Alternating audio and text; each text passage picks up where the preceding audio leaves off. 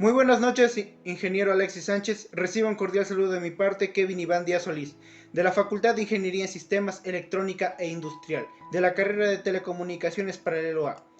En este video hablaré del teorema de Bayes. Primero, su historia. Tomás Bayes fue un matemático, ministro presbiteriano del siglo XVII que desarrolló el teorema que lleva su nombre en el año de 1763, como extensión a la probabilidad condicionada. El teorema ha sido cuestionado ya que en sucesos disjuntos y exactos el teorema es totalmente válido, pero existen personas que optan por la estadística tradicional que solo admiten probabilidades basadas en experimentos repetibles, como también existen los estadísticos bayesianos que permiten probabilidades subjetivas. Pero, ¿qué es el teorema de Bayes? En estadística, el teorema de Bayes es una proposición que permite expresar la probabilidad condicional de un evento aleatorio A basado en el resultado de un hecho B en términos de la distribución del evento B dado A y la distribución de la probabilidad de solo A para describir otra probabilidad específica. En otros términos, se refiere a la probabilidad de que un suceso A se presente en la suma de diversos sucesos mutuamente excluyentes. Y generalmente inicia con un análisis de una asignación inicial, la probabilidad a priori, para obtener la probabilidad a posteriori. Estas definiciones no se ven muy claras ahora, se verán más claras cuando resolvamos un ejemplo. El teorema de Bayes es utilizado para calcular la probabilidad de un suceso considerando información dada con anticipación sobre el suceso. Se utiliza para problemas de la probabilidad inversa, para el cálculo de probabilidad previamente calculada al obtener nueva información, para hacer estimaciones directas y una mejor confiabilidad. Se aplica en la medicina para que los doctores analicen los distintos escenarios del paciente y considerando los síntomas saquen una probabilidad del problema para aplicar el tratamiento correcto. En la industria se utilizan para proyectos, experimentos e incluso con más impacto en sistemas de producción, seguridad industrial, administración de recursos o procesos, innovación, sistemas computacionales e informáticos. Se utilizan para filtrar y guardar información. Pero, ¿qué es la probabilidad a priori y la probabilidad a posteriori? La probabilidad a priori viene del latín previo a y se refiere a la probabilidad que parte con los conocimientos de anteriores experiencias para obtener la probabilidad deseada. Y la probabilidad a posteriori del latín significa lo que viene después. En estadística bayesiana es la probabilidad que se asigna después de revisar la probabilidad a priori en función de la información deducida por nuevas prácticas. O sea, la probabilidad a priori es las probabilidades que nosotros ya conocemos y la probabilidad a posteriori las probabilidades que nosotros deseamos saber. La probabilidad a priori y la probabilidad a posteriori tienen una diferencia relativa, pues la probabilidad a posteriori podría ser la probabilidad a priori en otro caso, en otro experimento, en otro ejercicio. Bien, esta es la fórmula de la probabilidad a posteriori. La fórmula dice que la probabilidad a posteriori es igual a la probabilidad condicional por la probabilidad a priori sobre la probabilidad total. Y para entenderlo mejor, tenemos los diagramas del árbol.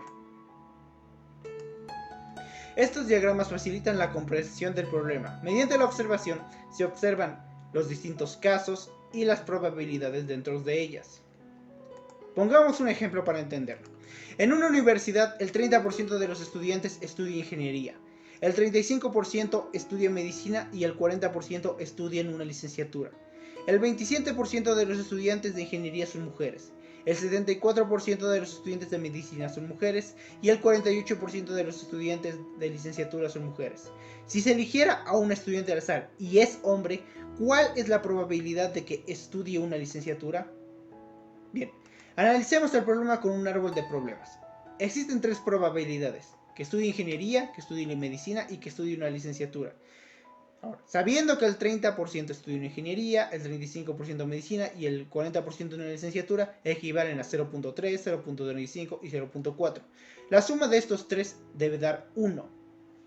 La suma de las probabilidades es 100%, dale 1. A ver, en los estudiantes de medicina el 27% son mujeres y como la suma de probabilidades suma 1, se resta 1 del menos 0.27, obteniendo 0.73. Los hombres de la ingeniería forman el 73%. Aplicando la misma lógica, el 0.74 de medicina son mujeres y el 0.26 son hombres. Y en licenciatura el 0.52 son hombres y el 0.48 son mujeres. De esta manera se obtiene la probabilidad de que sea hombre si estudia ingeniería, sea mujer si estudia ingeniería, sea hombre si estudia medicina, sea mujer si estudia medicina, que sea hombre si estudia una licenciatura, que sea mujer si estudia una licenciatura. Pero nos pide la probabilidad inversa. Nos está pidiendo que si es hombre, ¿cuál es la probabilidad de que estudie una licenciatura? Bien, aplicamos la fórmula y procedo a explicar el planteamiento original. Bien, la probabilidad condicional de un evento aleatorio, en este caso, es que estudie una licenciatura, basada en el resultado de un hecho. En este caso, el hecho es que es un hombre. En términos de la distribución del evento, o sea, la probabilidad de que sea un hombre en una licenciatura por la probabilidad de que estudie una licenciatura, dividido para la suma de eventos mutuamente excluyentes. En este caso es la suma de todos los casos en que sea un hombre que estudia una licenciatura, una ingeniería o una medicina.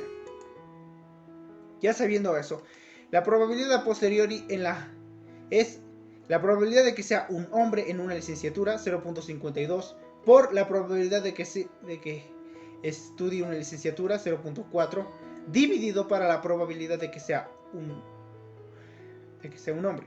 La probabilidad de que sea un hombre es igual a la suma de la probabilidad de que sea un hombre en licenciatura por la probabilidad de estudiar licenciatura, 0.52 por 0.4, más la probabilidad de que sea un hombre por estudiar ingeniería, más por la probabilidad de que estudie ingeniería, 0.73 por 0.3, más la probabilidad de que sea un hombre que estudie medicina por la probabilidad de que estudie medicina.